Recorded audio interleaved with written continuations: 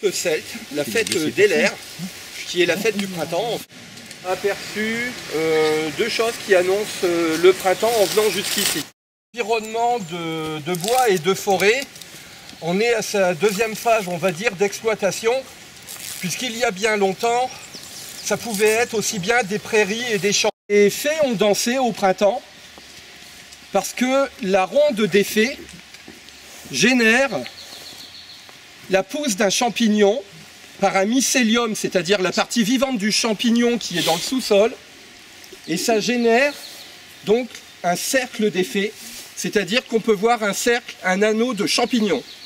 Ça a été tout simplement généré par une danse des fées. On arrive à une des nombreuses sources qui vont parsemer notre chemin jusqu'au retour. Et là, vous allez voir des paysages que j'estime assez envoûtants et assez exceptionnels. Les Celtes vivaient au rythme de la nature. Alors, ils vénéraient les sources et régulièrement, il y avait des offrandes au niveau des sources. Beaucoup de sites païens, ils ont été récupérés par les moines il y a bien longtemps. Et ces lieux de célébration ont été remplacés par des lieux de célébration chrétiens, tout simplement.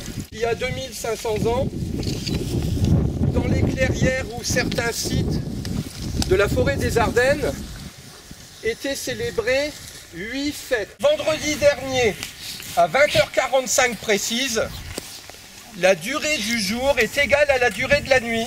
La fête d'Elaire, je vais devoir confier cette branche aux deux plus jeunes d'entre vous, qui vont en être pour le moment le gardien. Cette consécration se fait avec le bâton du druide et vous allez prendre place en cercle. Donc vous allez me suivre et vous ne pourrez pas rentrer dans le cercle que je vais consacrer. Donc vous allez vous retrouver en rond autour de moi, mais vous ne pouvez pas rentrer dans le cercle qui serait brisé et la fête d'Elaire ne pourrait pas être célébrée. Une fête saisonnière. C'est-à-dire que si vous regardez sur Internet, puisque c'est un moyen de communication qui se vulgarise de plus en plus, vous allez trouver sur les druides un tas de choses qui sont fausses. Vous allez trouver des mouvements sectaires, New Age, etc. Mais en fait, l'origine de ces fêtes, c'est tout simplement le passage d'une culture d'us et de coutumes.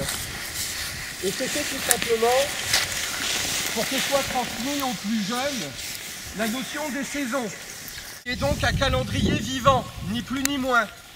On s'intéresse à la nature et on perpétue des traditions. Le bourgeonnement, c'est là également que les premiers lapros sortent des terriers. D'où la coutume d'offrir des lapins au chocolat. C'est tiré de ces faits. Idem au niveau des œufs.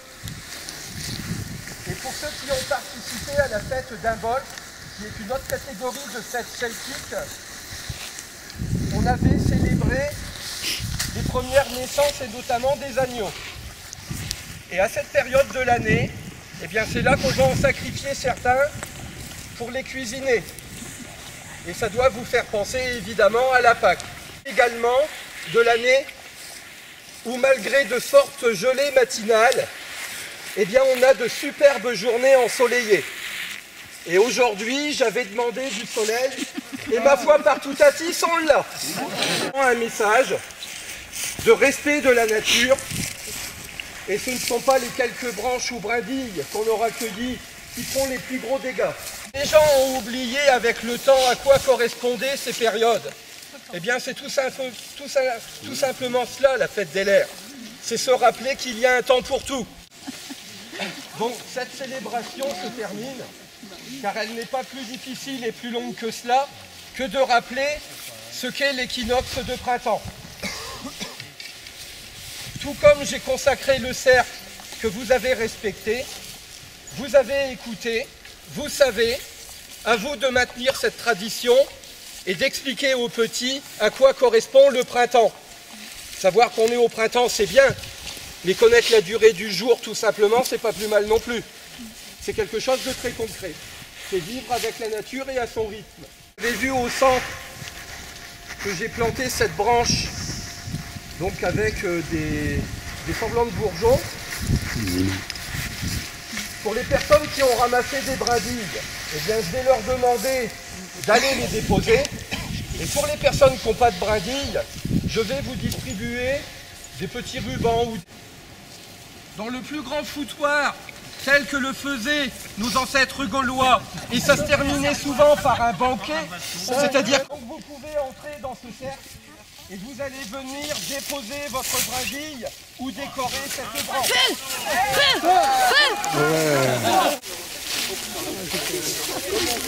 Mais non, faut pas casser les branches. C'est une bonne idée de prendre une photo à ce moment-là.